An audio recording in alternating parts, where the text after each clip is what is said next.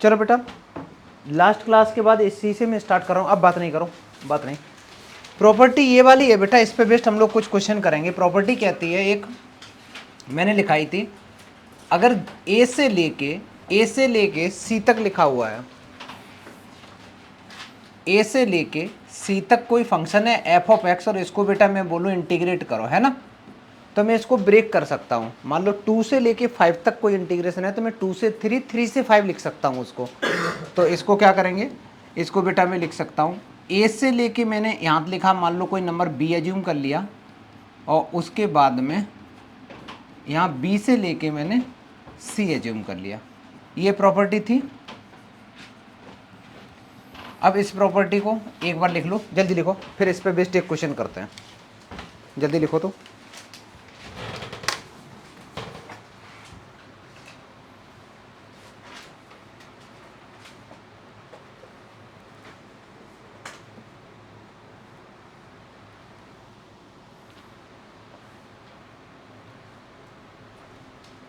लिख ली बेटा, बहुत आसान है। अगर ये भी देख देख के लिखनी पड़ रही तो दिक्कत है। चलो पहला सवाल, क्वेश्चन नंबर 1 है, इंटीग्रेट करना है बेटा 0 से लेके 9 तक F of x D x equal to, ये गिवन है तुम्हारे पास, f of x D x where f of x equal to sine x, फिर यहाँ 1 दे रखा है, यहाँ पे बेटा e to the power x minus 5 दे रखा है, और ये तब है 0 less than equal to x less than equal to pi by 2, और ये तब है पाई बाई 2 से लेकर के ये 5 तक है, और नेक्स्ट है बेटा 5 से लेके 9 तक। ये सवाल है, इसको हमें इंटीग्रेट करना है, इसको बेटा हमें इंटीग्रेट करना है, ठीक है। पहले क्वेश्चन लिख लो अच्छे से, बहुत आसान सवाल है, ट्राई भी कर सकते हो।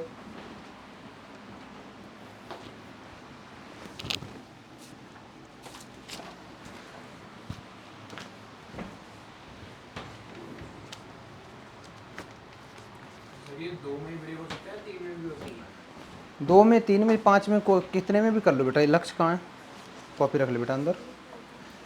अच्छा सुनो, अब इस क्वेश्चन को तुम ध्यान से देख बेटा, अगर मैं बोलूं एफ ऑफ एक्स 0 से लेके 9 तक निकालना है, तो यार 0 से 9 तक में कौन सा फंक्शन लेंगे, कोई भी नहीं है, 0 से 9 तक तो कोई नहीं है, लेकिन मैं ब्रेक कर सकता हूं, कैसे, पाई बाई 2। पहले सोचो क्या होता है, पाई की वैल्यू होती है कितनी, 180 तो होती है, वैसे क्या होती है, वैसे कितनी होती है रेडियन में मैं अगर बोलूँ तो 3.14 होती है लगभग, है ना। 3.14 डिवाइड बाई 2 करोगे 1 पॉइंट समथिंग आएगा। तो 0 से लेके 1 पॉइंट समथिंग तक जो फंक्शन लेना है वो हमें क्या लेना है, साइन एक्स लेना है, और हमें जाना कहाँ से, 0 से लेके 9 तक। तो 0 से 1 तक तो एक फंक्शन मिल गया। अच्छा, फिर 1 पॉइंट समथिंग से लेके 5 तक हम लोग 1 है, ये हो गया एक, और फिर 5 से लेके 9 तक में हमें ये वाला फंक्शन है। तो 3 फंक्शन में ब्रेक करना पड़ा। तो हम इसको कैसे लिख सकते हैं, इसको लिख सकते हैं बेटा इंटीग्रेशन 0 से लेके 9 तक F of x D x equal to, पहला तो मैंने ब्रेक कर दिया 0 से लेके पाई बाई 2 तक।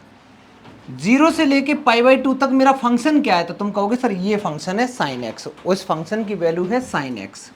तो साइन एक्स डी एक्स लिख देंगे, साइन एक्स डी एक्स लिख देंगे, प्लस साइन लगाएंगे पाई बाई 2 से पाई के बीच में।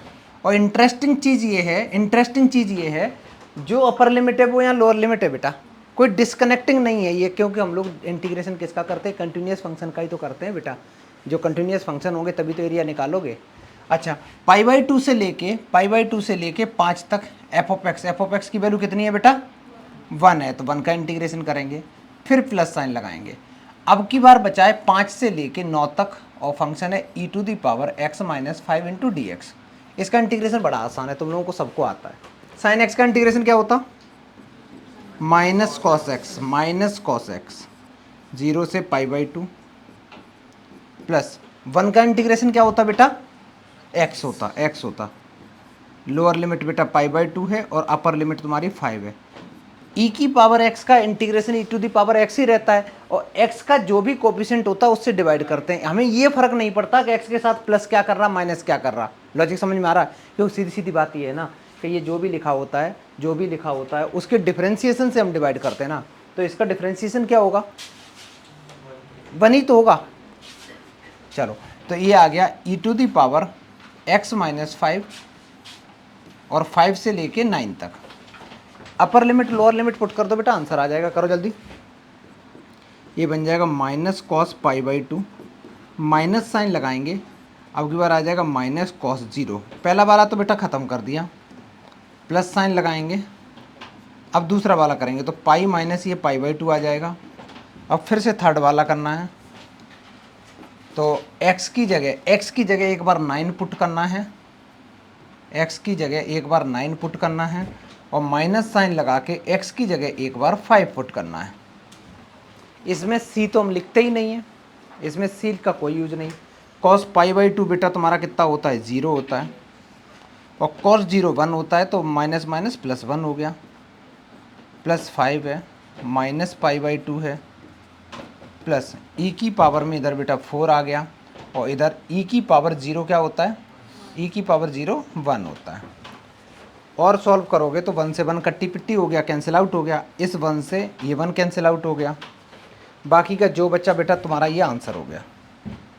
जो भी बचा है 5 माइनस पाई बाई 2 प्लस ई की पावर 4, ये आंसर हो गया। ठीक है, जल्दी करो, नेक्स्ट क्वेश्चन करेंगे इसके बाद। नेक्स्ट सवाल लिखो। इस क्वेश्चन पे बहुत ही इंपॉर्टेंट क्वेश्चन है ये, ठीक है। यह ज़्यादातर एग्जाम में तुम्हें मिलेगा ही मिलेगा, कोई भी कॉम्पिटिटिव एग्जाम दोगे उसमें भी ये दिखाई देगा ऐसे ही सामने, तो इसको करना सीख लो अच्छे से। लिख लो पहले अच्छे से बेटा, मैं पढ़ दे रहा हूँ। माइनस 1 से लेके 3/2 और मॉड के अंदर में है x sine pi x, mod के अंदर में है, तो मॉड के अंदर में है तो पहला काम क्या है, क्रिटिकल पॉइंट निकालना। एक बार ट्राई करो, क्रिटिकल पॉइंट निकालो, गलत निकालो कोई दिक्कत नहीं, ट्राई करो। चलो किसी बच्चे ने क्रिटिकल पॉइंट निकाले, एक बच्ची के तो सही है इसके, और कोई बता बेटा। और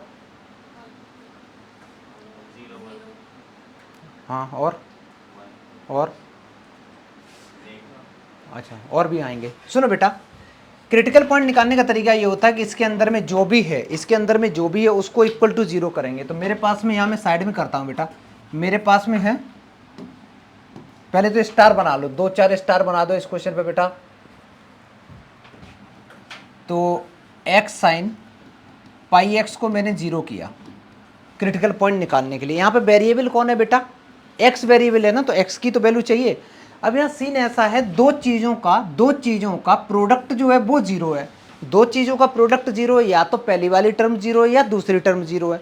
अगर मैं पहली टर्म को इक्वल टू 0 रखता हूँ तो x की वैल्यू बच्चा कितनी आ रही, 0 आ रही है। अगर मैं दूसरे वाले टर्म को, अगर मैं दूसरा मतलब जो भी ये है साइन पाई एक्स को 0 करता हूँ, साइन एक्स इक्वल टू अगर 0 हो तो x इक्वल टू क्या सॉल्यूशन आता है बेटा, n पाई। वेरी गुड, n पाई, 0 मत बोलना, n पाई आता है, क्योंकि n पाई 2 पाई 3 पाई 4 पाई 8 पाई 9 पाई माइनस 2 पाई माइनस 3 पाई सब पे 0 होता है, इसलिए।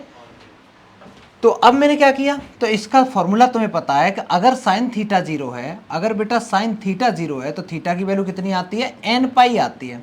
तो इसके हिसाब से मैं पाई एक्स को बच्चा मैं n पाई लिख सकता हूँ कि नहीं, आराम से लिख सकता हूँ, क्योंकि यहाँ जो भी है वो n पाई के इक्वल होता है। अब एक काम करते हैं, इस पाई से ये पाई कट्टी पिट्टी हो गया, तो x की वैल्यू आ गई तुम्हारे पास में, x की वैल्यू बेटा n आ गई।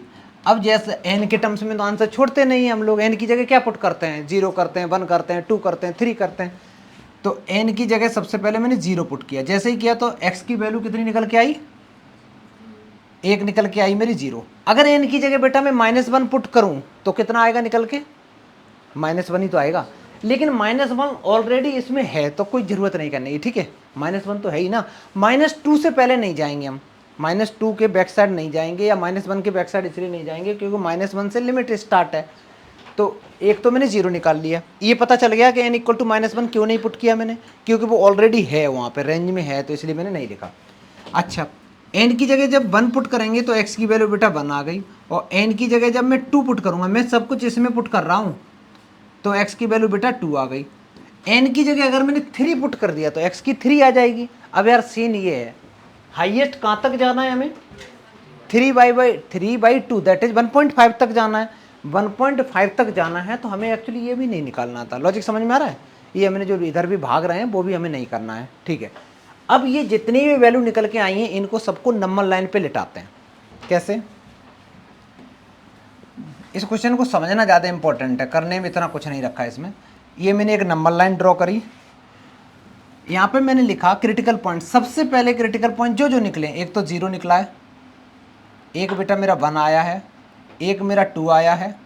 अच्छा, एक सवाल और है, 1 और 2 के बीच में 3/2 भी होगा, तो मैं 3/2 पहले लिखूंगा, उसके बाद में 2 लिखूंगा। लेकिन क्या मेरे को 2 लिखना चाहिए कि नहीं, कोई ज़रूरत नहीं, हटाओ इसको, ज़िंदगी से ख़त्म करो, कोई ज़रूरत नहीं, ठीक है।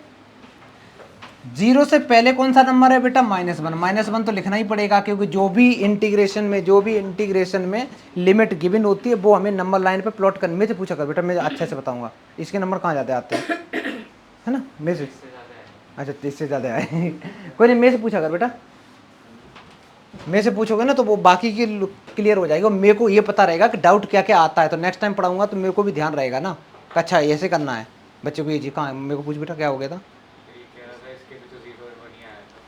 किसका किसका बेटा, अच्छा यही आया था तुम्हारा, अभी मैं आप मिठाई मंगाऊंगा 2 किलो, ठीक है।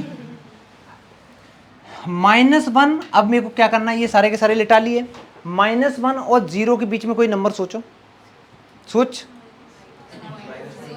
-0.5 है ना, या -1/2, -0.5 अगर मैंने सोचा और सोचने के बाद में बेटा यहाँ पुट किया, देखते चलना, पुट करके नहीं देखना होता, जस्ट पुट किया, तो इसकी वैल्यू कैसी आई, तो तुम कहोगे सर ये आ रहा मेरा माइनस का पॉइंट, ठीक है।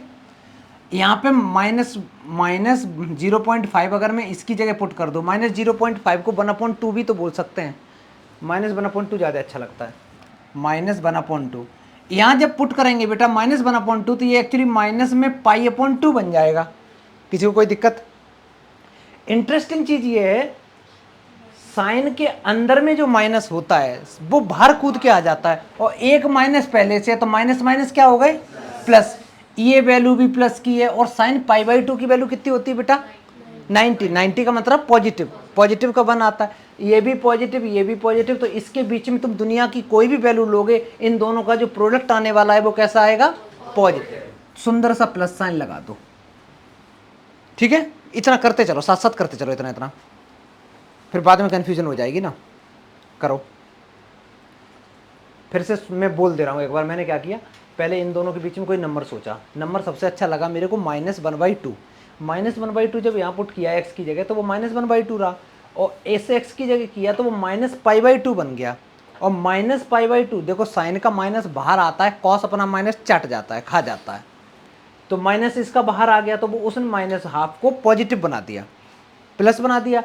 और कॉस साइन π/2 की वैल्यू खुद में ही पॉजिटिव +1 होती है, तो +1 × 1/2 ओवरऑल मल्टीप्लीकेशन करके तुम्हारा 1/2 आ रहा, वो भी प्लस का आ रहा है, ठीक है। और हमें तो साइन से मतलब होती, वैल्यू क्या आ रही है उससे लेना देना भी नहीं है, तो जैसे ही प्लस आ रहा मैंने प्लस लिख दिया। अब एक काम करते, 0 और 1 के बीच में नंबर सोचते, बताना बेटा। 1/2 सोचा, 1/2 सोचा तो पहला नंबर भी पॉजिटिव, और यहाँ भी 1/2 पुट किया, ये भी पॉजिटिव, और साइन π/2 की वैल्यू 1 कितनी होती है, 1, तो 1 × 1/2 बेटा दोनों ही पॉजिटिव, यहाँ प्लस साइन लगाओ। किसी को कोई दिक्कत?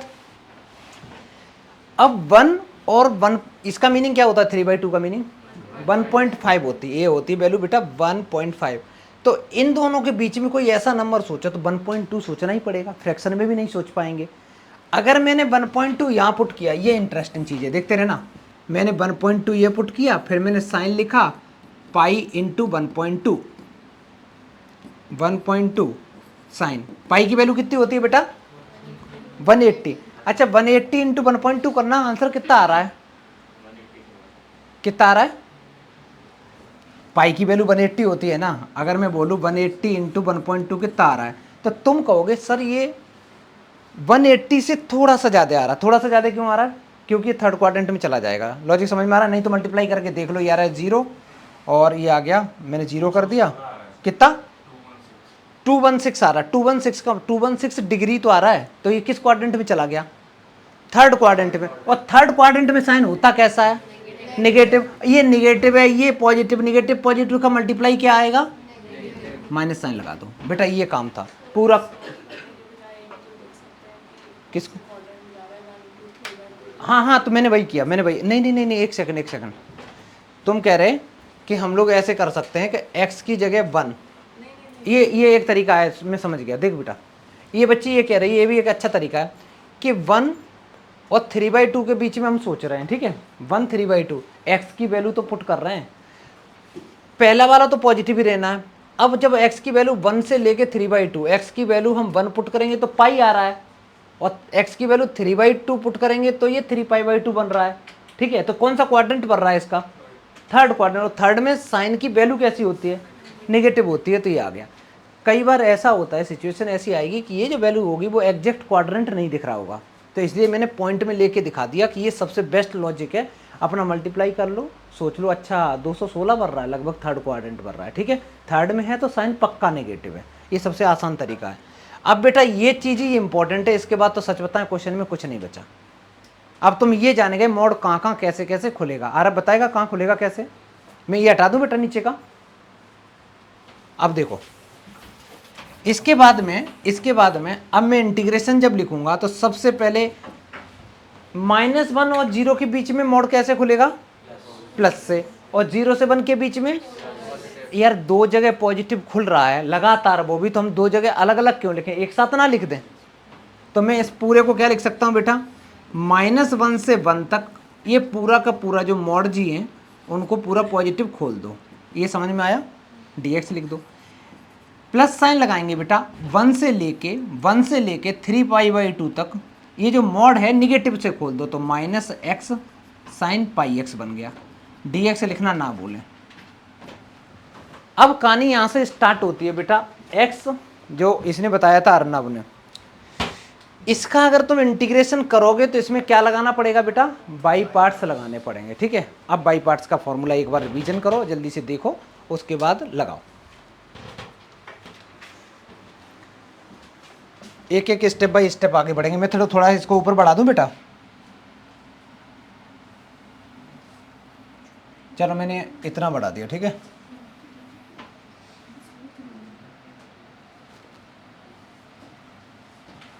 यहाँ देखते चलना, क्योंकि थोड़ी देर बाद फिर कुछ समझ में नहीं आएगा, कैलकुलेशन थोड़ी सी लंबी है।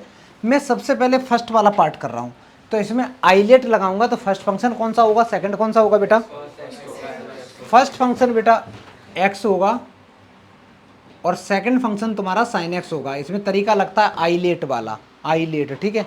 तो मैं नहीं आता बेटा, तुम एक वीडियो देखोगे आज, ठीक है, क्लास के बाद में मेरे को बताना, मैं बता दूंगा।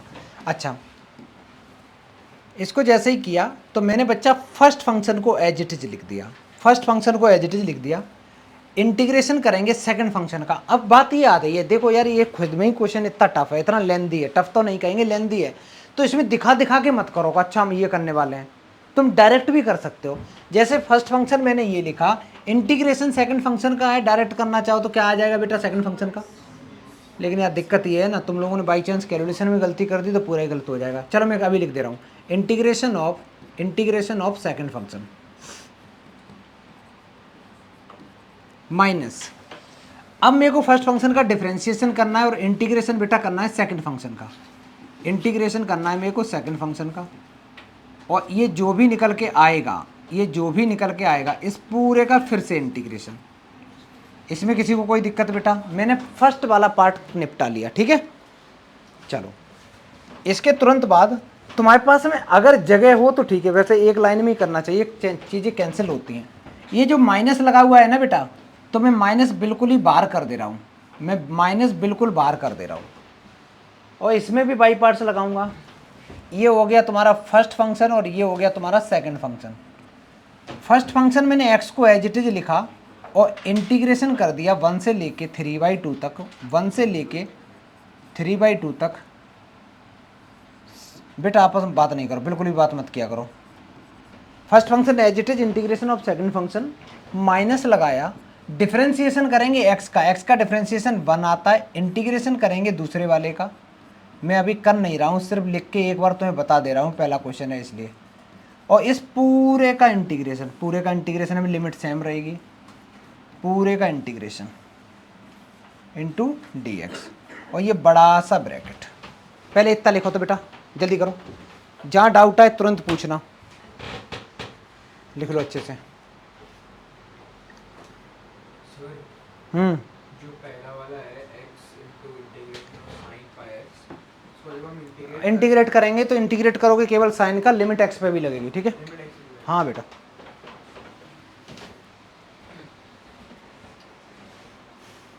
एक लाइन अच्छे से लिखो तो,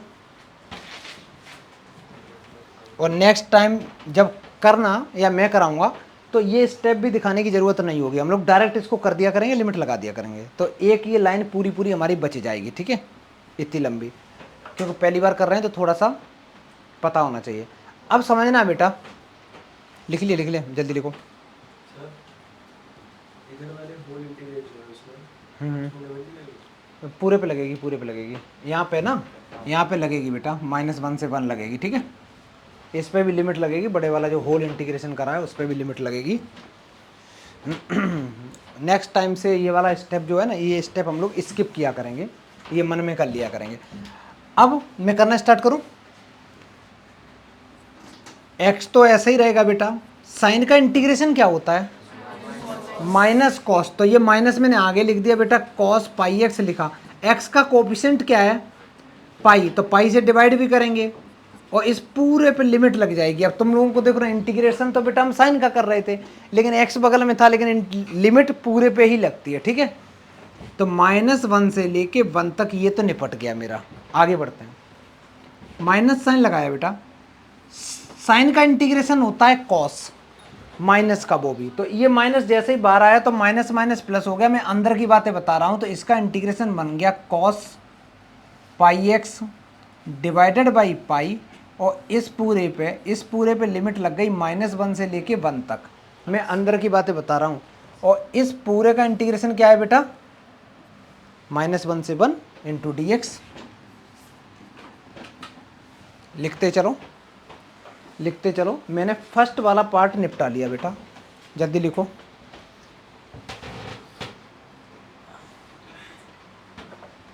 इतना लिख लिया बेटा। अब दूसरा वाला, माइनस साइन मैंने लगाया, माइनस साइन के बाद बड़ा सा ब्रैकेट। सबसे पहले साइन का इंटीग्रेशन करेंगे। साइन का इंटीग्रेशन क्या होता है बेटा, माइनस कॉस एक्स, तो ये एक्स तो एज इट इज रहा बेटा, इसका बन गया माइनस का, माइनस मैंने वो बाहर लिख दिया, cos pi x divided by pi, जो भी एक्स का कोफिशिएंट है, और इस पूरे पे लिमिट कितनी लग जाएगी बेटा, 1 से लेके 3/2 तक। माइनस साइन लगाया, पहले अंदर सॉल्व करेंगे। साइन का इंटीग्रेशन माइनस कॉस, ये माइनस माइनस प्लस बन गया, ये माइनस माइनस प्लस बन गया, ये अंदर अंदर बचा बेटा, cos pi x divided by pi, और इस पूरे पे लिमिट लग जाएगी 1 से लेके 3/2। मैं सिर्फ अंदर की बातें बता रहा हूँ, बाहर एक इंटीग्रेशन जिंदा है बेटा, बाहर एक इंटीग्रेशन और चल रहा है, और इस यहाँ dx भी लिखना पड़ेगा, और ये पूरा ब्रैकेट बंद करो। ये मैंने दूसरा वाला इंटीग्रेशन करा, जल्दी करो कॉपी अच्छे से। जब भी टेस्ट होगा, हर टेस्ट में मैं ये सवाल पूछूंगा, हर टेस्ट में सेम टू सेम, हाँ हर टेस्ट में। इसमें थोड़ा सा मैं ज़्यादा करूंगा, तो मैं लिमिट चेंज करूंगा बस। मॉड रहेगा, अंदर एक्स रहेगा, कभी कभी एक्स साइन एक्स होगा, कभी कभी एक्स कॉस एक्स होगा, कॉस पाई एक्स होगा। कंसेप्ट यही लगाना है तुम्हें, इसलिए बार बार प्रैक्टिस करना, लेंदी सवाल है। देख बेटा, अब मैं पहले वाले पार्ट को इसको कर रहा हूँ। अब यहाँ पे देखना तुम लोग छोटू, सबसे पहले बात आती है, थोड़ी कैलकुलेशन तुम लोग और अच्छी करने की कोशिश करोगे। एक्स की जगह मैं पहले 1 पुट करूँगा, जैसे ही 1 पुट करेंगे तो ये बन जाएगा -1, यहाँ 1 पुट करोगे साइन, ये बन गया कॉस पाई की वैल्यू कितनी होती, -1। लॉजिक समझना, ये आया -1 और इसकी वैल्यू पूरे की कितनी आई बेटा, -1।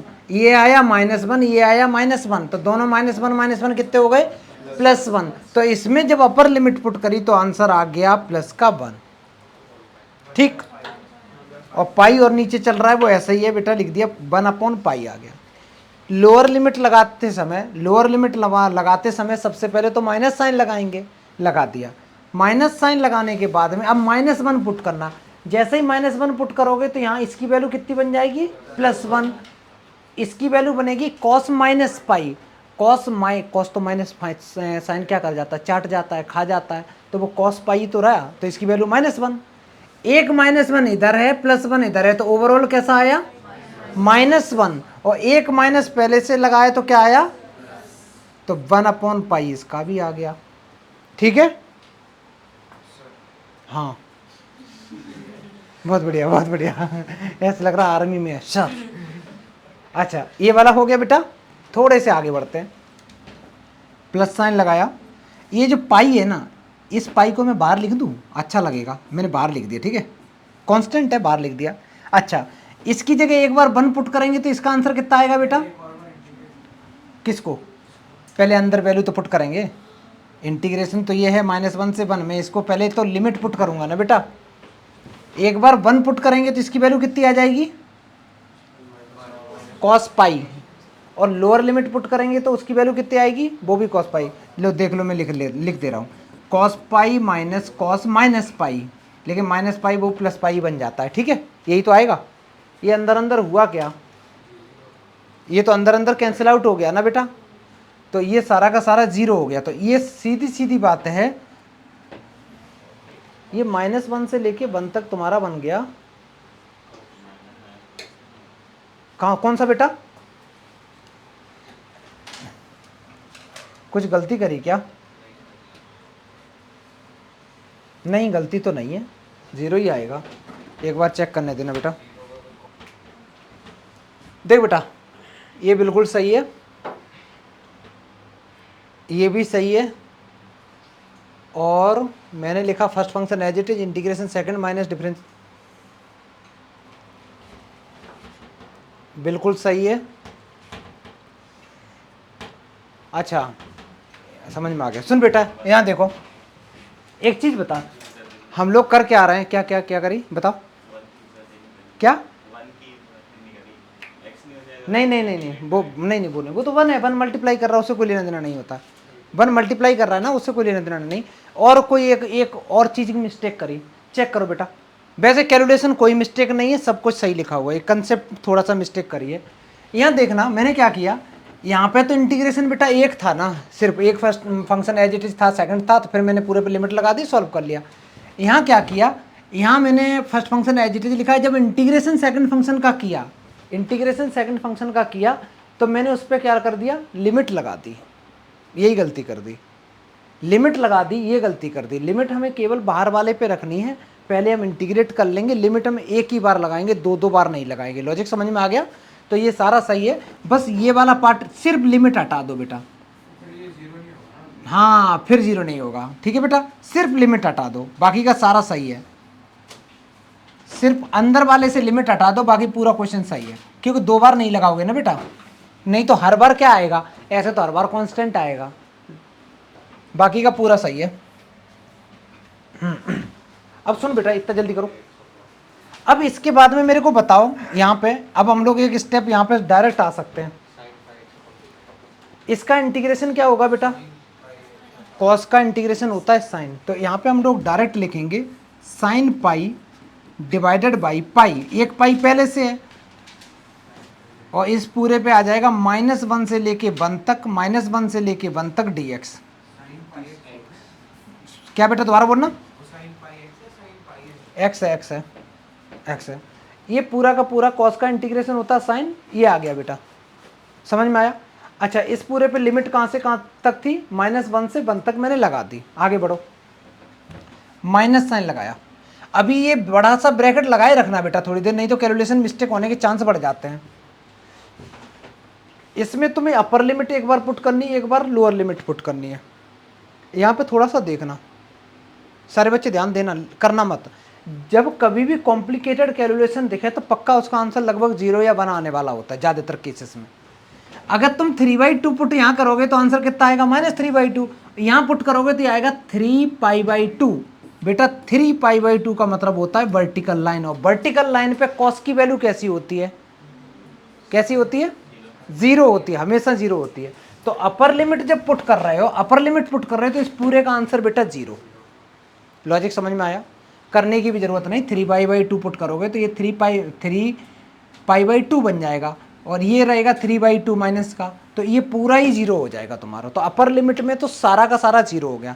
फिर लगाओ माइनस साइन, फिर लगाओ माइनस साइन, एक माइनस पहले से तो माइनस माइनस प्लस हो गया। अब 1 पुट करेंगे, 1 पुट करेंगे तो ये 1 रहेगा, और cos 1 cos π/पाई। बेटा cos पाई की वैल्यू कितनी होती है, -1, तो -1/पाई इस पूरे का आंसर आ जाएगा। अगर लिखना चाहो तो लिख लो, नहीं तो मैं तो यही बोलूँगा कि ये चीज़ कोशिश किया करो कैलकुलेशन करने की। अपर लिमिट में डायरेक्ट 0, लोअर लिमिट जब पुट किया तो इसका आया -1, इसका आया -1, तो -1 और -1 ये आ गया प्लस का 1/पाई। किसी को कोई दिक्कत हो तो बता बेटा, हो तो तुरंत पूछो, समझ में आ रहा है। मैं बस वैल्यू पुट कर रहा हूँ। ये वाला पोर्शन बेटा पूरा खत्म, प्लस साइन लगाया। अब हम लोग करेंगे इसको, तो पहले तो इसको इंटीग्रेट करना पड़ेगा ना बेटा। तो इसका जब हम लोग इंटीग्रेशन करेंगे तो 1/पाई तो पहले से है, और कॉस का इंटीग्रेशन होता है sin πx/पाई। इस पे लिमिट लगानी है, कहाँ से कहाँ तक, 1 से लेके 3/2 तक, 1 से लेके 3/2 तक ब्रैकेट लगाए रखना, क्योंकि ये ब्रैकेट चल रहा है इस माइनस की वजह से। थोड़ा इधर से सॉल्व करना चालू करेंगे। 1/पाई ये बन गए 2/पाई, प्लस यहाँ पे एक बार अपर लिमिट पुट करेंगे। अब यहाँ भी देखो बेटा, यहाँ चलो तुम लोगों को एक बार लिख लो, एक बार अपर लिमिट पुट करेंगे तो ये आ जाएगा sin π/पाई। मैं इसको पाई स्क्वायर बाहर कर दे रहा हूँ, और sin पाई की वैल्यू कितनी होती है बेटा,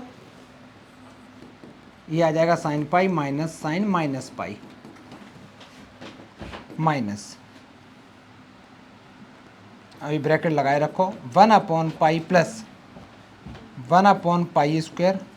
अपर लिमिट पुट करेंगे तो ये बन जाएगा sin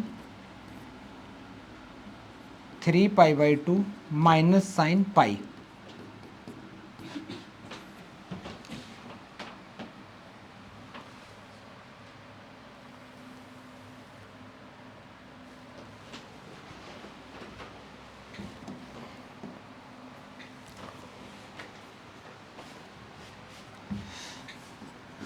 ये आ गया बेटा 2/पाई प्लस 1/पाई स्क्वायर। अच्छा साइन पाई कितना होता है, 0, साइन पाई 0 होता है। ये इसका माइनस माइनस प्लस कर देगा, लेकिन ये भी 0 ही रहेगा, तो ये पूरा का पूरा क्या बन गया, 0 बन गया, खत्म कहानी। -1/पाई और -1/पाई स्क्वायर। अब इधर सॉल्व करेंगे, साइन 3π/2 इसकी वैल्यू क्या होगी, सोच के बताओ। -1 होगी बेटा, -1 होगी, तो इसकी वैल्यू कितनी आ गई तुम्हारी, -1 आ गई, और इसकी वैल्यू कितनी आती है, 1।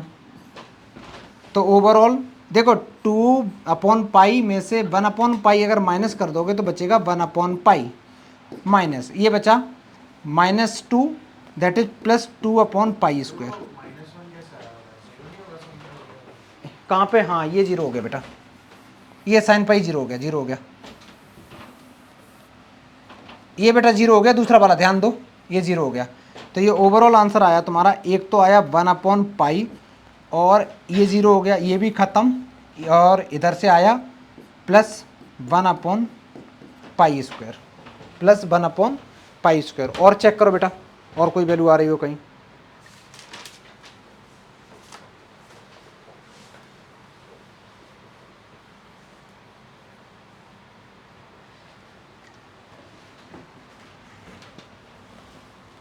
सारी कैलकुलेशन वगैरह बहुत अच्छे से चेक करना, एक एक स्टेप बाय स्टेप चीज़ें, प्रोसेस यही है। देखो सबसे ज़्यादा इसमें गलती कहाँ होती है, गलती होती है ये नीचे जो कैलकुलेशन दे रखी होती है ना, इसमें प्लस माइनस करने में गलती होगी, बाकी का तो कहीं ऐसी चीज़ है नहीं जहाँ गलती होने के चांस हों।